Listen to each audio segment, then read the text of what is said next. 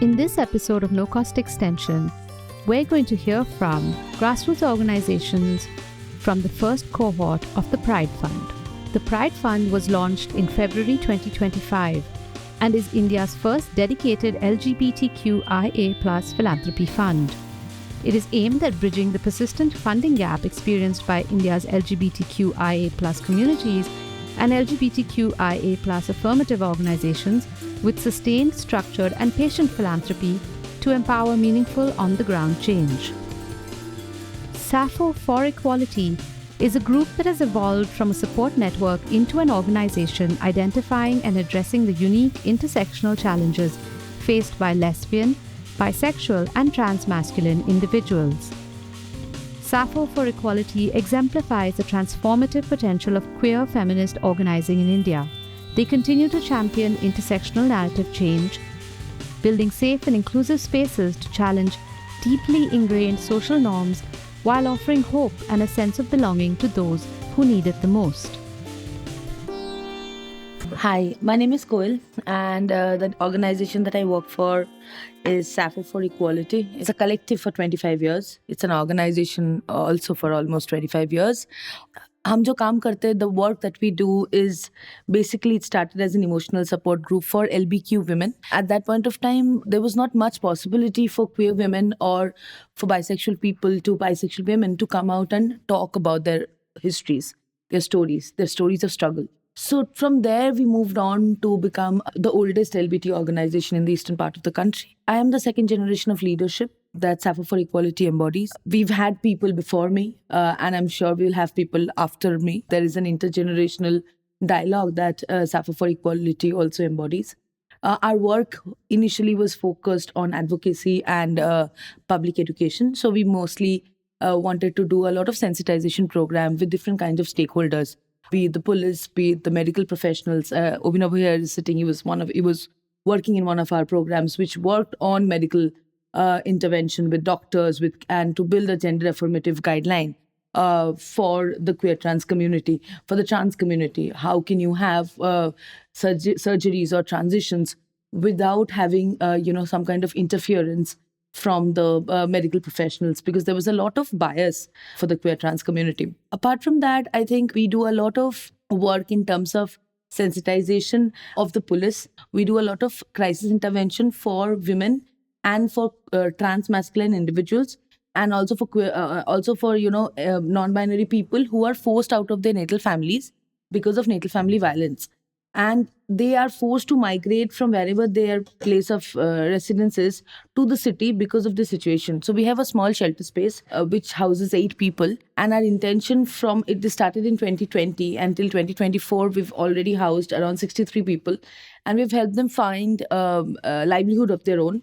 Some work in hotels, some work in salons, some work as rickshaw drivers.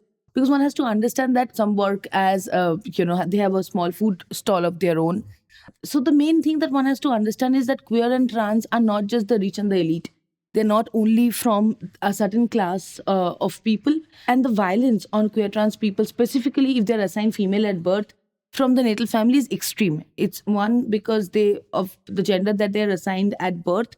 And second, because they're perceived as women. Apart from that, I think another kind of work that Sappho does is we do a lot of translation and creation of colloquial language, vocabulary, which talks about queer trans rights, be it in terms of legal books, legal fact books, be it in terms of there are a lot of books that talk about narratives of queer trans experiences.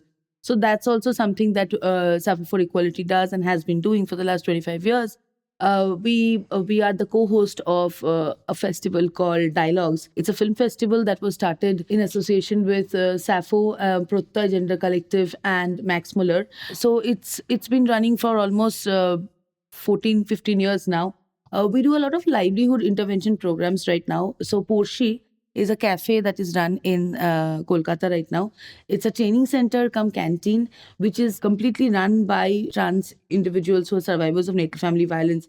They are the ones, they have no formal culinary experience, but they are the ones who run this space. So yeah, we are trying to find alternative non-traditional livelihood for queer trans people. We have a library which hosts almost more than 5,000 books, where researchers, queer researchers, trans researchers, people from the academia can come access the books that we have.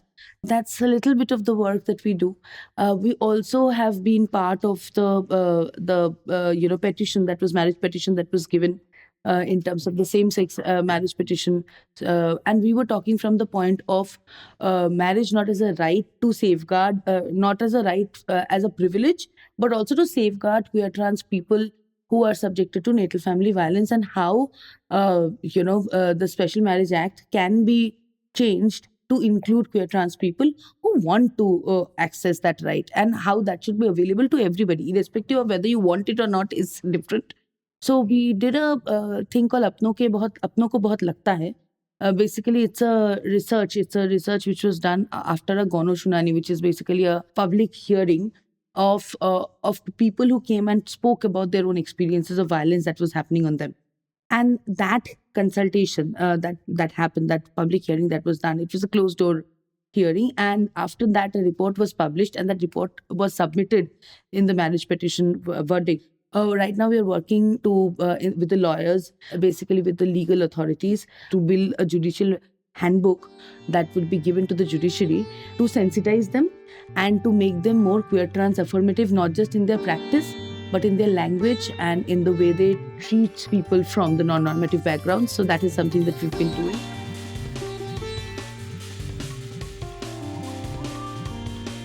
To know more about the Pride Fund, go to www.thepridefundindia.org or find us at dasra.org.